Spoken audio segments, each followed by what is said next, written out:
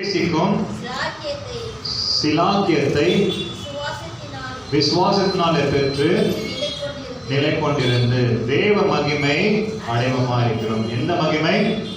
தேவ மகிமை, கிறிஸ்துவோட மகிமை. நீங்க மகிமை இல்லாவிட்டால் நீங்க தேவனோட ராஜ்யத்துக்கு போக முடியாது. If you are not having identity of Christ, உங்களோட ஐடென்டிட்டினா கிரைஸ்ட், அதாவது கிறிஸ்துவோட அடையாளம் உங்களுக்குள்ள இல்லைனாக்கா நீங்க தேவனோட ராஜ்யத்துக்கு போக முடியாது. இன்றைக்கு அதனாலதான் என்ன பண்றாரு, அந்த அடையாளத்தை உங்க சிலுவை மூலமா அவருக்கு தரப்போகிறார். ஹல்லேலூயா. எத்தனை ஆசீர்வாதம் கர்த்தர் உங்களுக்கு கொடுத்திருக்கிறார்? இன்னைக்கு 7 ஆசீர்வாதம். எவ்வளவு பேர் அதை உண்மையா கேட்டீங்க? 7 ஆசீர்வாதம். யாராவது சொல்றீங்களா? 7 ஆசீர்வாதம் சொல்லுங்க பார்க்கலாம். எனக்கு அது தெரியுமா? 7 ஆசீர்வாதம் நான் பெற்றுக்கொண்டிருக்கிறேன். ஹல்லேலூயா. முதல் ஆசீர்வாதம் தெய்வ பலம், தெய்வ சமாதானம். 2வது இச்சையிலிருந்து விடுதலை. 3வது இயேசுவிடம் சேர்வது. 4வது உங்களுடைய பாரத்தை சுமர்ப்பது. 5வது தாழ்மையின் ரூபம். 6வது கடவுளோட சமாதானம், சந்தோஷம். 7வது ஐடென்டிட்டி ஆஃப் கிரைஸ்ட். 7 அடையாளத்தை கர்த்தர் உங்களுக்காக கொடுத்தார்.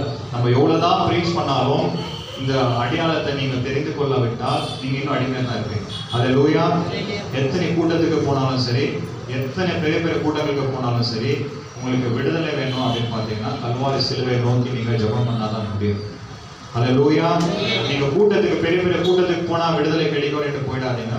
உங்க வீட்டிலே இருந்து பாஸ்டரோட அந்த சகோதரன் எப்படி நான் வீட்டிலே இருந்து நான் ஜெபம் பண்ணி அந்த சுகத்தை பெற்றுக்கொண்டு அந்த குடிகாரன் எப்படி சுகத்தை பெற்றுக்கொண்டு சாட்சியா இருந்தாலும் அதே போல நீங்களும் அந்த கல்வாரி சிலுவை நோக்கி நீங்க வீட்டிலே இருந்து ஜெபம் பண்ணாலும் உங்களுக்கு சுகம் கிடைக்கும். ஹல்லேலூயா.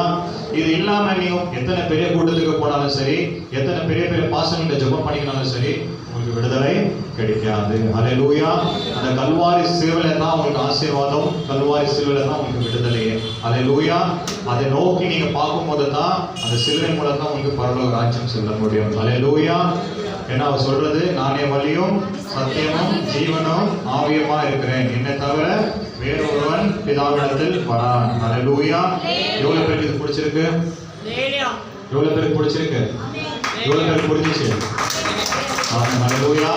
ஐயா வரல, அதனால நீங்க உங்க தனிப்பட்ட ஜெபத்துல அவருக்காக ஜெபம் பண்ணுங்க. அதே போல உங்க சொந்த ஜெபத்துக்காக நீங்க ஜெபம் பண்ணுங்க. தயவு செஞ்சு சிலுவை பத்தி தியானம் பண்ணுங்க.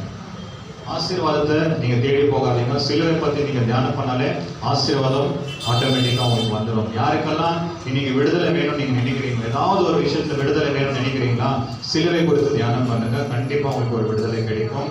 இந்த நேரத்துல எல்லாம் எழுந்து நிற்போம். கடைசி ஜெபமாக